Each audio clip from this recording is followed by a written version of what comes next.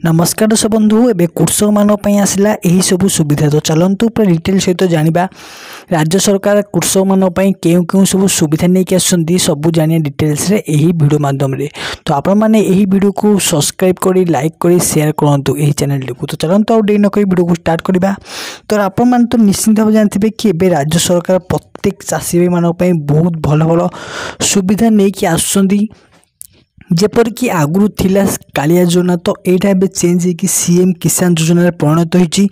तो एवं चाषी भाई मानक जी परिमाण टंका मिलूला आगुरी एवं से परिमाण टंका मिल आउ एक बड़ खबर ना चाषी भाई मानक जेकोसी फसल यदि क्षयक्षति होगी राज्य सरकार संपूर्ण भाव में तार भरण पोषण करेंगे प्रतिश्रुति देते आउ एक बड़ अपडेट आनी राज्य सरकार जो चाषी भाई मैंने ये चाष कर किपरि नुआ नुआ सुविधा प्रणाली से चाष करेंगे क्यों क्यों पद्धति नुआ नुआ चाष से करेंगे ताकि गुरुत्वपूर्ण बैठक बस राज्य भवन में